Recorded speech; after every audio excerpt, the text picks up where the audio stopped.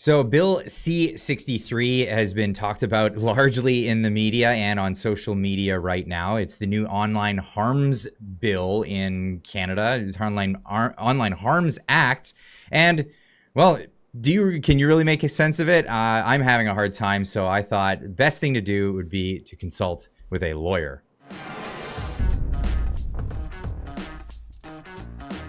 Jeffrey Rath, thank you so much for joining me today and being here to talk us through this. What is happening with this bill? Is it malarkey? Is it just like benign, or is it crazy like it sounds? No, I actually think that it's brilliant, like on the part of the Liberals, because we'll get into that in a minute. But I mean, there's so much stuff in here that creates so much liability for internet service companies that I think all of the major ones, Facebook, Twitter, you name it, they're all going to pull out of Canada prior to the next election so that they won't be subject to having as much as 6% of their gross global revenue seized for violations of the Act, which is exceptionally broad. It's one of the most remarkable pieces of anti-constitutional legislation to ever come out of a Canadian Parliament. I think it's guaranteed to do nothing but generate work and litigation on behalf of constitutional lawyers across the country. I mean, everything from violations of Charter and Bill of Rights provisions against unreasonable search and seizure through to freedom of speech. People are really focusing on the freedom of speech stuff, but the search and seizure provisions in this thing are breathtaking. That's going to create this new.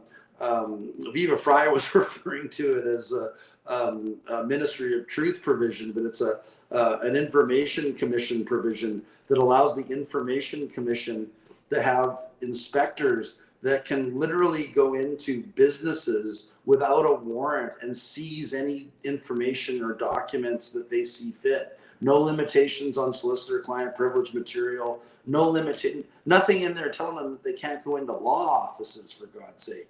They can go anywhere. They can seize any bit of information. They can seize all of your computers, copy every bit of electronic data on your computers, walk out with it. I mean, every Canadian should be petrified by this bill.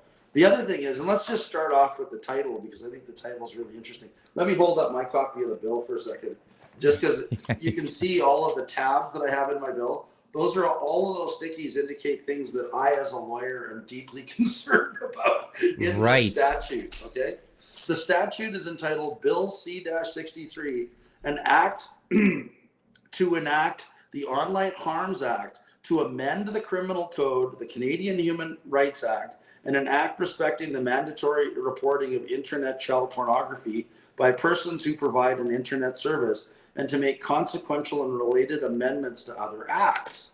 So that in and itself is breathtaking. They're going to be amending the Human Rights Act. They're going to be amending the Criminal Code.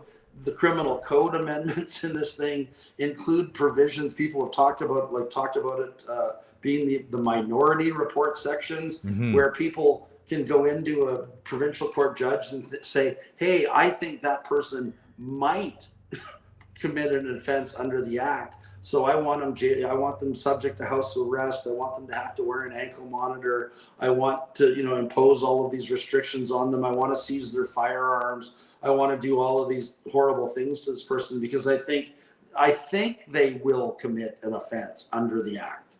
I mean, that's actually in there. I couldn't believe it at first when I heard, being reported by American media outlets that provision was in the Act, and I'm going, that's the craziest thing that I've ever heard. Well, I heard American commentators like in disbelief, saying that they don't believe it. As a Canadian lawyer, thinking it's just hyperbole. As a Canadian lawyer, I was in disbelief today, but it's right in there. It's an amendment to the Criminal Code. There's going to be a new Criminal Code section under hate crimes called Section. I'll just hold it up for a second so your viewers can find it. It's Section 810.02 sub 1. A person may, with the Attorney General's consent, lay in information before a provincial court judge if the person fears on reasonable grounds the other person will commit. So it's not even has committed or did commit. It's like if somebody, fears on reasonable grounds that a person might do something, they can go to a judge and get a court order. And you know damn well the way that COVID unfolded, that the people getting these types of orders are going to be Karens that want to teach the Chris Scotts of the world a lesson, where people that want to have people in the run up to the next election that are effectively criticizing Justin Trudeau for various things that he's doing, being taught a lesson and being put under house arrest. I've kept this page up because I wanted to get to part 6 of that one, of that provision that you said. It says the provincial court judge may add a reasonable condition to the recognize that the judge considers desirable to secure a good conduct of the defendant, including the conditions that require the defendant to A, wear an electronic monitoring device if the attorney general makes that request. Like, that's crazy. And this was the one in provision in particular that was brought up with. They've even put into statute form what I refer to as a Tamara Leach provision. Okay, they've got sub F, abstain from communicating directly or indirectly with any person identified in the recognizance, or refrain from going to any place specified in the recognizance except in accordance with the conditions specified in the recognizance that the judge considers necessary. So they can literally, again, put limits on who, and this is somebody that, it hasn't even committed an offense, just somebody who they're afraid might commit an offense. A judge can issue an order saying, oh yeah, you're not allowed to talk to, Clyde Nichols anymore. Or you're not allowed to talk to Jeff Rath anymore. And you can't talk to, whoever, and just start coming out with a list of all of the prohibited people who have been outlawed by the Attorney General from being fit for polite conversation. Mm-hmm. I mean, it's absolutely insane. And then one of the things that, and I think I mentioned it to you earlier when we were off the air, that some of the other commentators have been missing with regard to the bill. Trudeau and all of his little cronies, around the cabinet table have snuck in an anti-convoy provision. Okay, so it has nothing to do with hate speech or anything else. But they put in a section in the definitions that say content that incites violence means content that actively encourages a person to commit or that actively threatens the commission of an act of physical violence against a person or an act that causes property damage, and that given the context in which it's communicated could cause a person to commit an act that could cause, not will cause, but could, maybe might cause, sub C, serious interference with or serious disruption of an essential service, facility, or system. So in other words, if anybody starts chatting online again about maybe it's time to fire up the trucks, or maybe people should get out their combines and drive slowly on the highway, or maybe instead of actually going to Ottawa this time, because we all know they don't like dirty trucks and the smell of diesel fuel in Ottawa, heaven forbid, right, that all truck drivers stop driving to Ottawa and stop delivering food and groceries and gasoline and other things to Ottawa, because obviously Ottawa hates the smell of diesel. So why would we bother putting diesel trucks into Ottawa? And we should all just wait until Justin Trudeau delivers us all battery powered 18-wheelers, right? Mm-hmm. If you were to even suggest that online, you're now engaged in a serious interference with or serious disruption of an essential service, facility, or system. So, and people have not focused on that provision at all. So in other words, what they're telling internet service providers across Canada is that, if you allow any of that speech onto your platforms, we can raid your offices, we can make you subject to inspection by, Truth Commission inspectors. And on top of it, we can force you to provide all of your financial information to us so that we can figure out what your, get this, the provision says global revenues, right? So that they can be fined anywhere from 3 to 6% of their global revenues for violating the act. So in like a whole company like Facebook or Meta or something like that. Right. So think about what's 6% of all of the billions of dollars a year that Facebook generates, right? So do you think, and that's my question for people in Canada, when you understand how badly Trudeau screwed up the music industry in Canada with, his tinkering with, all the rules in and around how music's paid for in this country, right? Mm-hmm. So I think the net result of this is that all the big service providers are just going to shut down their platforms and not allow access to Canadians, which, quite frankly, I think would suit the Liberals and the NDP fine, because they're all so far behind in the polls right now that they completely eliminating the ability of Canadians to talk to one another on online platforms would be to their benefit coming in the upcoming election, because the only news outlets that would be available would be CBC and the other bought and paid for propaganda outlets. Well, I'm going to play this. I'm going to play this clip because none of whom have picked up on these provisions, and none of whom have commented on the anti-convoy provision in the statute, and none of them seem to give a crap about the fact that internet service platforms could be fined as much as 6% of their gross global revenue. Thank you for keeping it clean, by the way. You did catch that. But I wanted to play this clip. This is Justin Trudeau talking about him lamenting about how the media used to be able to project the truth onto everybody. There is out there a deliberate undermining of mainstream media. There are the conspiracy theorists, there are the social media drivers who are trying to do everything they can to keep people in their little filter bubbles, to prevent people from actually agreeing on a common set of facts, the way, the CBC and CTV, when they were our only sources of news, used to project across the country at least a common understanding of things. So there's this common understanding that he wants to be projected again, so people can't go on social media and find out what's actually happening. What's happening in, labor unions across the country, or what's happening with nurses across the country, what's happening with, all these different groups that, are being affected completely different ways by a lot of this stuff that's being implemented. Now, I was having a conversation with someone at work, and they were saying there's no way that in Canada, if this was implemented, that the people who are supposed to enforce this, the RCMP, local police, things like that, are ever going to go ahead and do this. And I reminded him that it was only 2 years ago that people were being pulled out of their houses and beat up for visiting their relatives over the holiday season by these police, that he has some sort of faith that they won't do that. And that really makes it scary, because essentially a lot of the police, and a lot of people have contacted me, a lot of the good cops have quit since. Well, it's worse than that, because that's why they've created this new commission, right? The commission will have its own quote unquote inspectors, and the inspectors will have the broadest police power that you could imagine under federal law, to go into any business without a warrant and seize anything that they want that's relevant to their so-called investigation, including all of the financial data of those companies, right? Law firms, whatever it happens to be, so that they can impose the quote-unquote maximum penalty.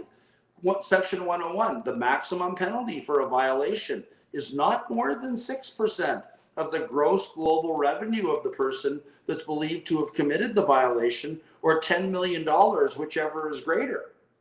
So, if you're talking Facebook, if you're talking YouTube, if you're talking Google, if you're talking any of those big, platforms, I mean, good God, their gross global revenue, and that again, not taking in expenses or, whatever else, their top line revenue, 6%.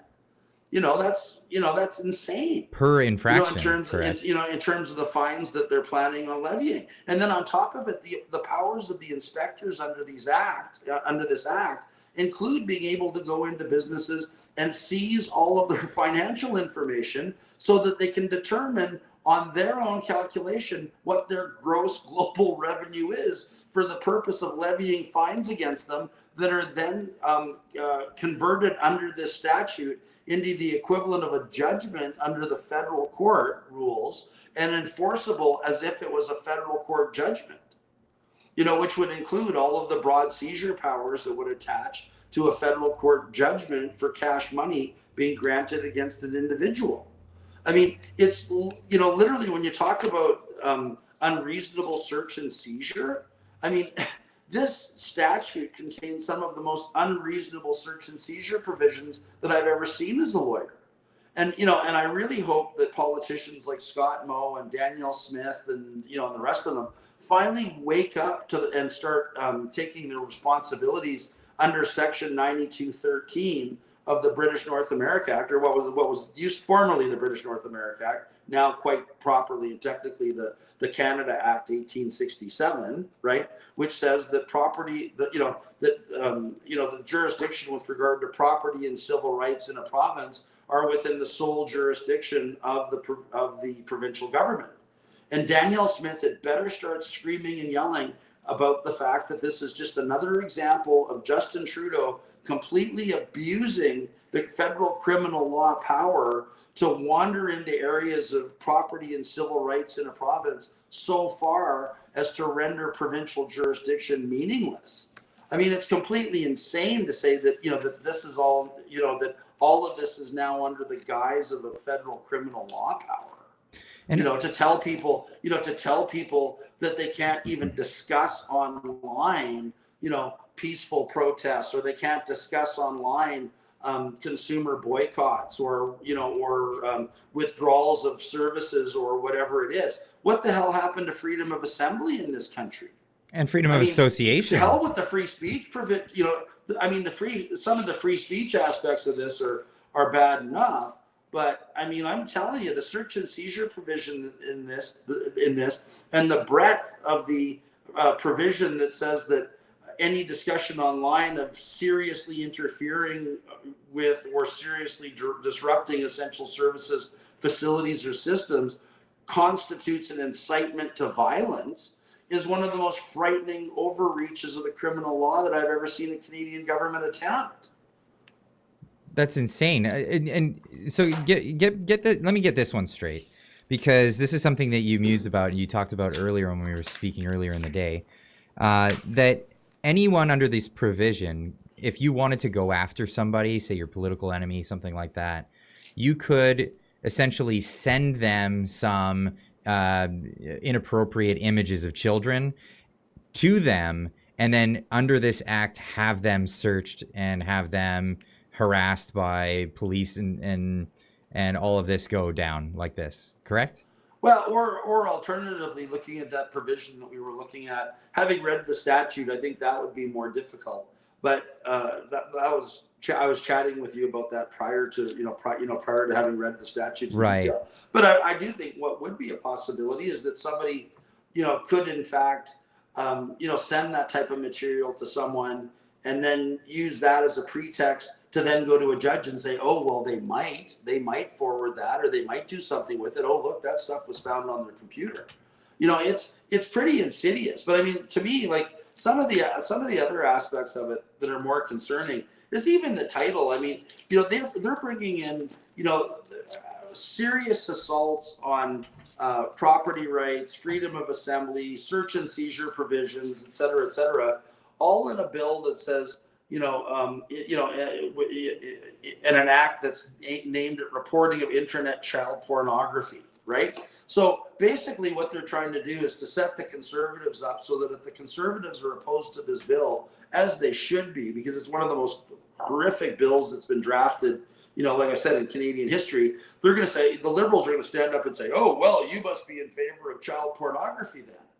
It's, the way that they're setting this whole thing up is they're setting it up for a political fight. And I honestly think that they are going to pass this prior to the next election, because I think that if they do pass it before the next election, like I said, every major internet service provider in Canada is going to push the squelch button and just deny Canadians access to any of those platforms, because who the hell would want to make themselves subject to this?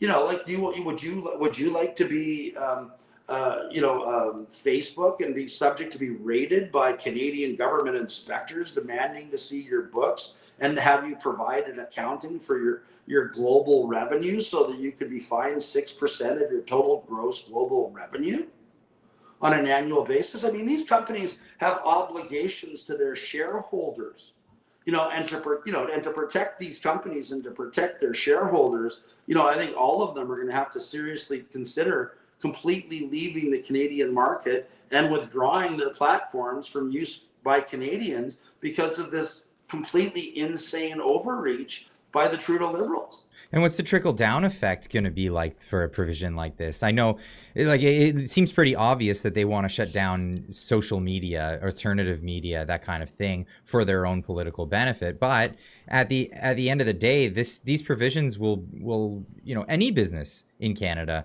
regardless of if they're a media company or not, there are parts of this that create what the Austrian economists like to call regime uncertainty, where people are afraid to bring their businesses or continue doing business within a country that has a regime that's clearly anti-business in this sort of sense. What trickle-on effect do we have there? It's anti-free speech. I mean, the whole point of this, again, is to completely terrorize Canadian citizens and say, "Oh my God, if I speak up, are they going to seize my bank account?" Just like they did with the with people that donated money to the convoy. They'll as it turned out after the fact, according to the Federal Court of Canada, unlawfully seized bank accounts without due process. Well, what they're doing now is they're actually creating a framework and a legal mechanism in statute form that will allow them to continue with all of that kind of fascist behavior that they've already been criticized for in the Federal Court Trial Division. It's almost like they're doubling down. They don't care. They don't care that their conduct under the Emergencies Act was ruled illegal. It's like, hey, if you didn't like what we did under the Emergencies Act, Bill C-63, hold my beer. Wow. Right? Yeah. It really feels that way. I was absolutely flabbergasted when I read this thing today as to how far-reaching it is, and again, other commentators have said this. It's not like Canada doesn't have the most robust child protection laws in the world. It's not like we don't have extremely tough child pornography provisions, and that they can't already arrest and jail anybody that's found with child pornography downloaded on their computers, et cetera, mm-hmm. Right? And then some of the other stuff that they've thrown in here, under the guise of child protection, it's almost laughable. They're criminalizing, quote unquote, content that causes a child to have an eating disorder, right? So, I think any online advertisement by McDonald's, could qualify. Or any company promoting candy or sugary cereals or, whatever it is. I mean, promoting unhealthy food. Like, where do you stop with this nonsense? Well, and who's the arbiter of what the definitions of these things mean? Well, that's the whole thing. It's all Justin Trudeau. And you've seen it throughout the pandemic, and you've seen the way that, that gentleman chooses to behave. He literally thinks that he should be replacing every single parent in Canada, and that he's now going to parent all of our kids for us. I certainly don't need Justin Trudeau telling me how to raise, to raise my child, child. Honestly. But I mean, it's, to me, it's like this is the nanny state run rampant, and on top of it, they've given themselves powers that no Canadian government has ever sought to try to assume. They're going to appoint a commission. And the commission is going to appoint its own inspectors, with police powers that go well beyond, powers that are currently enjoyed by any other police force in Canada. That they can enter into any building that's not a dwelling house, right, without a warrant. And then in the case of a dwelling house, they can enter it with a warrant. And then they can still seize every document that they want, including correspondence, as between a client and their solicitor, because there's no limitation on the records they could seize. Medical records, legal correspondence, whatever it is, these so-called truth inspectors can go into, on a warrant, can go into somebody's home and seize any documents they want. And if it's not a home and it's just a business, right? God help you, because they can seize whatever the hell they want, including all your financial records. That's crazy. Okay, so I want to talk about what's going around as well in this bill that states that they're talking jail time. They're jail time for these offenses, and up to a life imprisonment. And this is the big one that's been hitting the news media, and it's specifically surrounding calls for genocide. Now, this of course has gotten a lot of different lobby groups behind the bill because of a lot of what's happening with protests in Canada and around the world surrounding Israel, Palestine, that stuff. Oh, sure. So, From the river to the sea. I mean, like all Jews must go. I mean, all the Palestinian protesters in Canada could be locked up for life for basically calling for the genocide of the Jewish people of Israel. right, and So, this is what I'm saying. Like these lobby groups, so like Jewish lobby groups, might be getting behind this bill for that one reason, but not realizing all this other stuff that's involved in it, and just how crazy this bill is. It seems like they're trying to appeal to certain demographics and audience by saying certain things, like you said, with the CP inappropriate imagery. By saying that, the Conservatives can't vote against it based on that. This is garnering other people's support based on false pretenses. No, but again, one person's genocide is another person's police action, right? I mean, because it cuts both ways when you look at the mess in Israel and Gaza. I mean, people on the Palestinian side of the debate could just as easily say, any Jewish person in Canada or any person in Canada who actively supports the Israeli police action in Gaza is promoting genocide against the Palestinian people. And then right? who would be the arbiter in that? Or vice versa. The problem is all of these terms are so subjective that they can be applied against whoever the Digital Safety Commission decides is out of political favor on any given day. It's the same thing like when you look at again in the definition, content that foments hatred. I mean, that's so broad and vague. I mean, like, what the hell does that mean? Content that incites violence. I mean, hell, if you're cheering, if you like old Don Cherry hockey, hockey videos.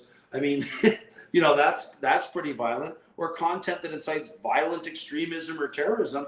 I mean, wasn't Trudeau calling everybody that was involved in the convoy a violent extremist or terrorist? And that we were, so much so that he had to invoke the Emergencies Act because we were all, everybody that supported the convoy movement was supporting, extremism or terrorism. Well, this gets back that's to the problem. That's the problem with this. Well, it gets back to the idea that, well, aren't these things already illegal on the books? Like, you can't incite violence. You can't call for action for people to commit violence. That's already against the law. These are the limitations to free speech that we've all known about for a long time, and we don't need new laws for that. No, but again, what they're doing is they're putting the onus now onto internet service providers to police the internet. And, basically saying like, and if you don't do it, we can seize, as by way of fine, as much as 6% of your gross global revenues. So think about that. It's like, inciting violent extremism or terrorism. I mean, somebody putting a post on their Facebook page that says, hey, let's go truckers, truckers all the way, truckers for freedom, et cetera, et cetera. That's obviously inciting violent extremism because any truck going down the road that, is expelling noxious diesel fumes is obviously inciting violent extremism or terrorism because we've learned from the convoy protest that the honking of horns and the smell of diesel terrorizes the poor snowflakes of Ottawa. Right? I'm not even saying that facetiously. I know. If you read some of the stuff that these people were saying in that ridiculous class action lawsuit about how much their lives were destroyed and how terrorized they were and how triggered they were by the honking of a truck horn or the smell of diesel fuel. It's like, oh my God. Well, apparently, if you're in support of that stuff and if you like the smell of diesel fuel and you don't mind the sound of an air horn on a truck, you're obviously inciting violent extremism or terrorism, and you should be, and your internet service provider should be told to cancel you or be subject to fines that could be as much as 6% of their gross global revenue. So, You know, as far as I understood, Canada, the Digital Millennial Copyright Act isn't a Canadian piece of legislation. That's American legislation. But we largely follow sort of, I don't know how legally that works, but we tend to follow what the U.S. new rules come in when new rules are legislated into place. But Section 230 of that act that states that these platforms are platforms and they're not publishers, and it's what really clearly delineates between them. And this is how we've since that was written, I think in 2000, we've always looked at Facebook, YouTube, all of these different platforms as such, and they're not legally liable for the words that somebody else as a user generated content creator puts on the platform. Now this kind of changes that, and it puts the onus back on the website owner for what user generated content is put on their platform. Yeah, this statute makes the service provider liable and subject to fines if they don't create tools and bring in mechanisms to silence and censor people. So, you know, in effect, you're going to have this. I just saw the wording for it. I mean, it's just one of these euphemisms that just makes you want to gag. But the Digital Safety Commission, right? Yes. So the Digital Safety Commission, is going to, tell them what they have to do to make sure that anybody who's fomenting hatred, promoting content that incites violence, extremism or terrorism, or again, content that could cause a child to have an eating disorder. I mean, I'm still scratching my head over that one. That's right? Ridiculous. And that then they could be subject to fines, etc., if they don't follow whatever instructions they're given by the Digital Safety Commission with regard to taking down that content and canceling anybody responsible for that type of content. Now, so, if I'm an internet service provider, I'm going like, what profits do I generate in Canada anyway? And is it worth, as a company that's obligated to my shareholders, is it worth risking fines that could be as much as 6% of my gross global revenue to continue to allow Canadians to access my platform under a regulatory environment that apparently has gone completely insane? Yeah, they're pretending like we have some big giant demographic that is lucrative or something like that, or a giant geography with not very many people on it. It's kind of hard to give services to Canada. I mean, let's face it. The population of Canada now is only 3 times the number of illegal immigrants in the United States. right. And 40 million people. Apparently, there's more than 10 million illegal aliens in the United States. So, we're not that significant, right? No. And then how many people are online? How many people have a computer? How many people access these platforms? What's the total amount of revenue generated in this country versus the risk, right? Mm-hmm. I mean, even China hasn't brought in laws that are this ridiculous. It's like, if you do something in China that we don't like, we're going to seize 6% of your gross global revenue. Do you think anybody would be operating in China if China brought in laws that, that allowed for those types of penalties? No. I don't think anybody would be anxious to do business over there. No, because in China, they take it out on their citizenry, not the companies that operate in their jurisdiction. And that's largely how they operate. But in Canada, we're going after everybody, apparently, in the eyes of the. Well, I mean, I don't think and I think that's why Trudeau's popularity is at such an all-time low. I don't think Trudeau's yet run into a group, a demographic, or a segment of our population that he hasn't wanted to kick in the teeth for no reason whatsoever. Mm. I mean, it's like, first he came after the gun owners, because let's face it, I mean, everybody's got to hate people that own guns. And now he's basically going after everybody that owns a computer. Yeah. Essentially, yes. It's remarkable. I mean, it's almost, this actually could be Trudeau's version of jumping the shark.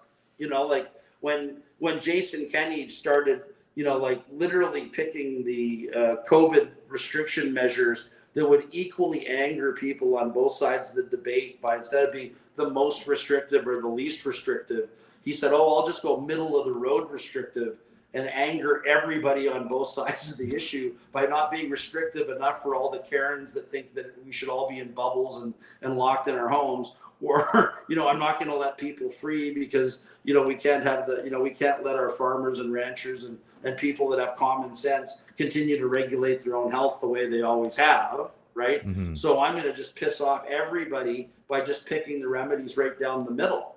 Well, Trudeau seems to be doing the same thing. I think he's found a way to completely anger absolutely everybody in Canada. If anything, I have to commend him on being such a force for unity.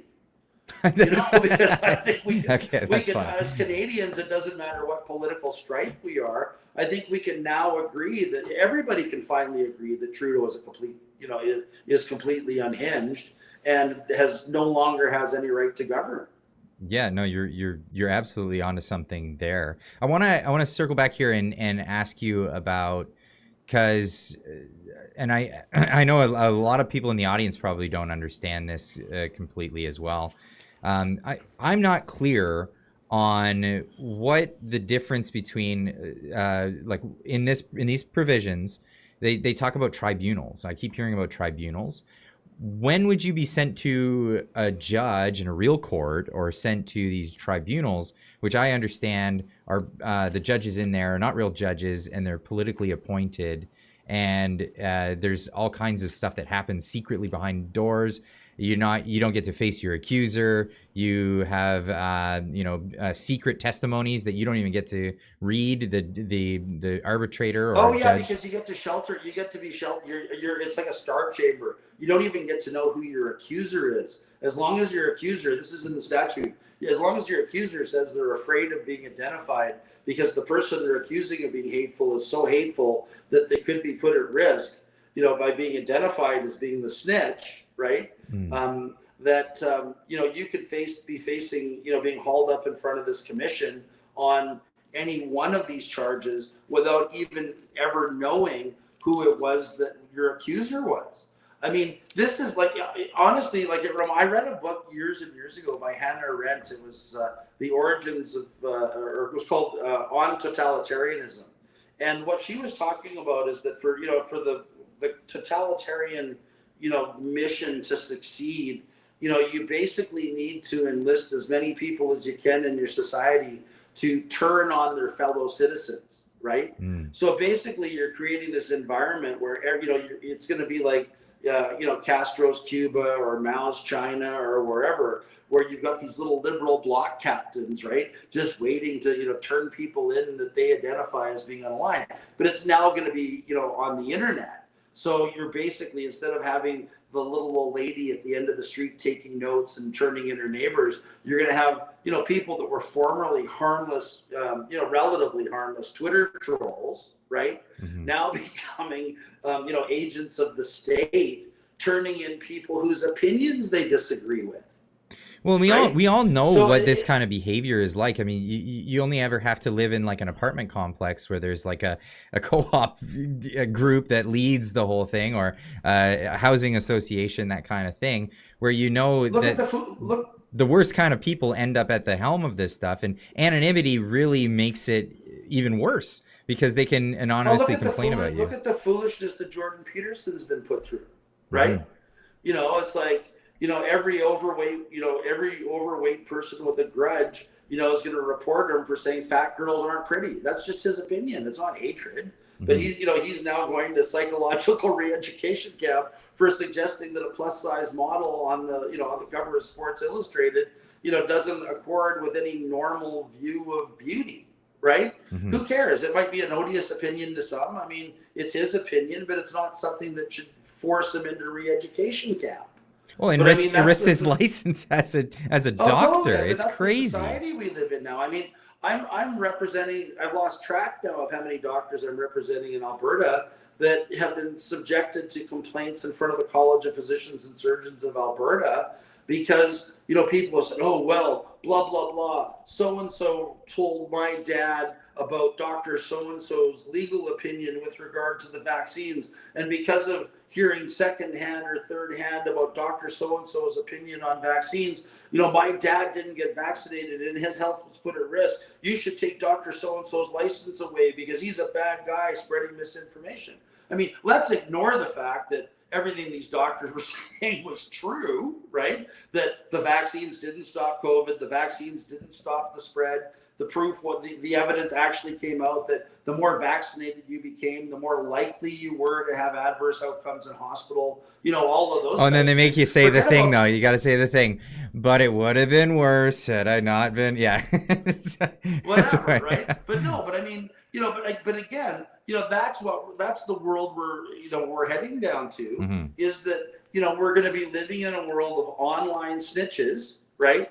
And the safest thing for everybody to do is to go offline, and just go back to, talking to our friends directly and group texts and trying to network. And, I guess maybe we need to set up our own little counter-revolutionary cells, and communicate that way, because it's good. This bill makes it completely unsafe for like-minded people to communicate online, because if somebody doesn't like your opinion, they can get in, they can drag you into one of these subjectively laden, phrases and allege that, that you're fomenting hatred. Like, as an example, think about the jeopardy that somebody's going to be put at if they start criticizing the Liberal government for not taking any action, any real action in a public sense with regard to police stations established by the People's Republic of China in Canada, not taking any serious action with regard to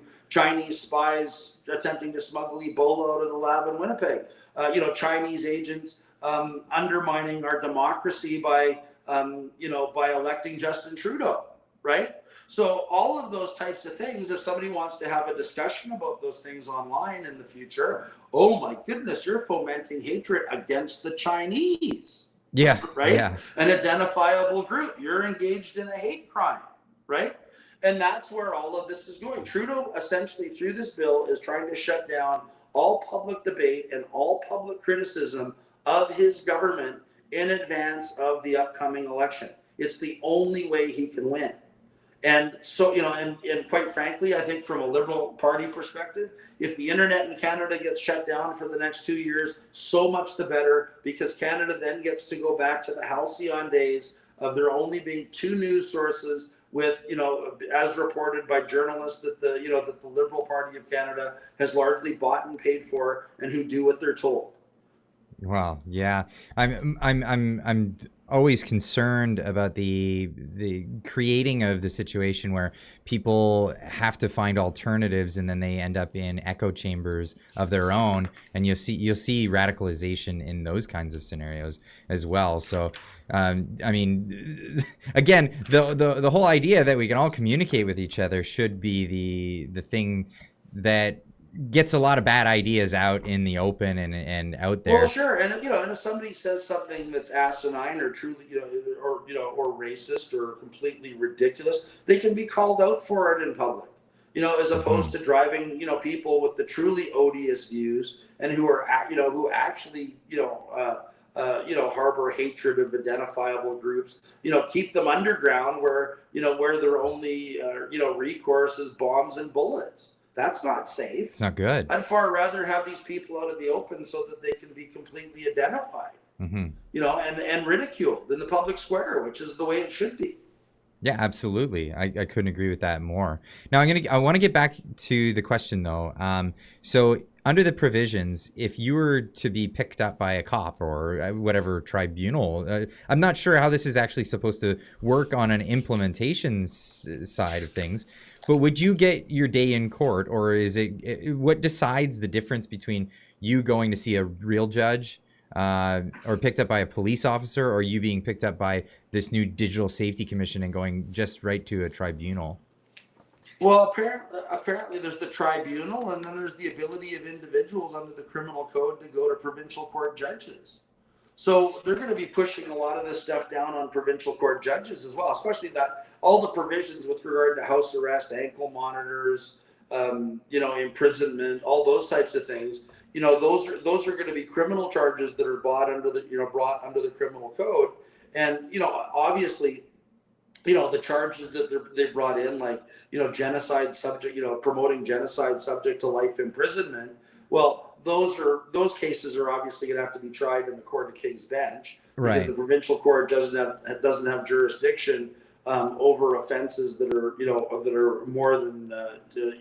more than 2 years, or 2 years less a day, which is the maximum sentence available at a provincial court. Oh, okay. But provincial court judges can certainly, under the statute expressly, can lock people up for 12 months, lock them up in their house, put ankle monitors on them, take away their guns. What was the other nice one? Oh yeah, impose Tamara Leach provisions against them and tell them who they could talk to and who they couldn't talk to, and all of those types of things, right? So it's according under this statute, it's a scary new world that we're going to be living in Canada. I mean, Canada now, I don't think it's the least bit of an exaggeration to say that this bill, creates, one of the furthest reaching attempts at totalitarianism, not just in Canada, but globally. I really wonder whether this bill wasn't drafted in communist China, just to see, well, if they can get away with it in Canada, maybe we can impose it on Hong Kong. Well, this is why it's crazy, and so many people are reading into this, and American commentators are looking at this and saying, I don't even believe it. That's not real. That's not a real bill. Speculation wise, do you think this is something? But again, like a lot of people in Canada didn't believe that Trudeau was so completely out of touch with reality that he was inviting the People's Republic of China's Liberation Army, the Red Liberation Army, to train at our winter warfare training base at Petawawa, right? Mm-hmm. And I mean, like we all know, like Canada contributes very little to NATO, but I can tell you, as a former Canadian Armed Forces Reserve soldier, I mean, one of the meaningful things that we do contribute to NATO is winter warfare training. So one of the few things that we contribute, in a meaningful way to NATO, we're going to share with the communist Chinese so we can teach them to kill us more effectively in winter conditions, like they weren't doing well enough in Korea. Right? And when Trudeau was called on it, apparently, and I read this somewhere, but apparently Trudeau was scratching his head. This is back when Trump was still president, and going, "Oh, come on, is this real? Are the other NATO countries really upset, or is this just Donald Trump?"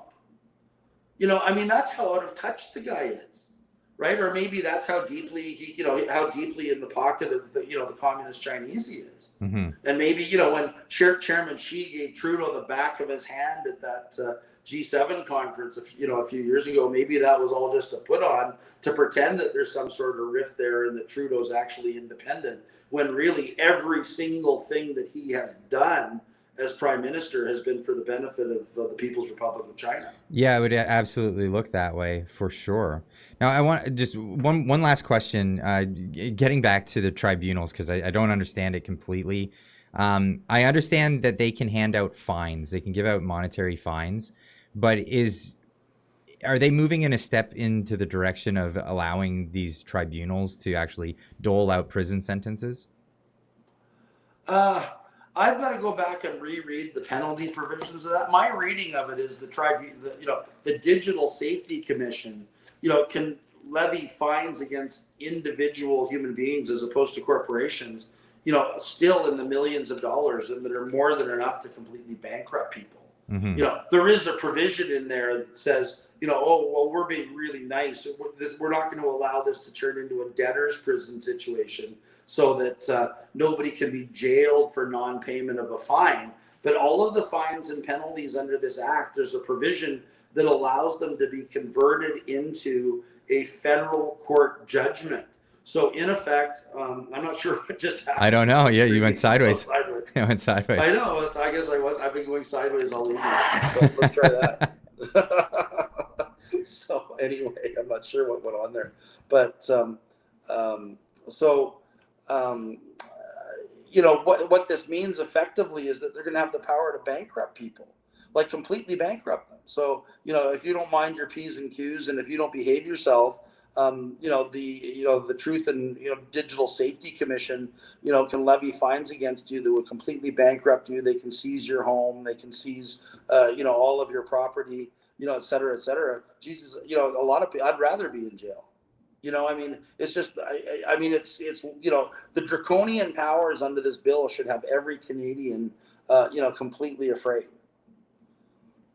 On that note, I think unless there's anything else you want to add to this, people need to really start looking into this. Start writing your MPs. I know I'll put the link from the CCF that they have a template where you can write your MP. People need to really speak out about this one. Is there anything else you want to add, Jeff, before? Well, that's what I was going to say, is that I think everybody had better start writing your members of parliament. But more importantly, too, if you're in Alberta and Saskatchewan, or any province for that matter, you better start writing your provincial premiers and reminding them that they have a duty under Section 9213 to protect and preserve property and civil rights in the province. And that's an area of exclusive provincial jurisdiction. And that this crazy statute goes so far over the line is to completely negate any exclusive provincial jurisdiction over property and civil rights in the province. I mean, people need to wake up, and I'm hoping that I'm going to be writing a Substack here tomorrow, talking to Danielle Smith about that, and encouraging Danielle Smith to read this bill and understand how insidious this is and how harmful it's going to be to business in Alberta, and that that she needs to take a stand, as the Premier of Alberta, for property and civil rights in this province. And where, because the implications for for search and seizure and for property and civil rights and that are implicated by this bill are just mind-boggling. It's unbelievable. Where can people read that Substack when you publish that? Oh, it'll be you'll just Google conspiracy facts with Jeffrey Rath. So it's I'll make sure there's a link in the description where everybody can get. Yeah, you can read I think one of my last ones was minus 42 degrees of Schadenfreude, when I was talking about the new Alberta definition of Schadenfreude, which is watching a Liberal at minus 42 freezing their ass off outside of their frozen Tesla at the side of the road. Well, I'll put that one in the description down below. People can subscribe to your Substack.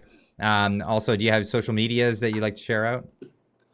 No, because I've been offline for a number of years, and now that I read the statute, I'll never go back online. Yeah, right. A lot of people are going to be jumping ship. Absolutely. Thanks for joining me tonight. My pleasure. Thanks for having me on.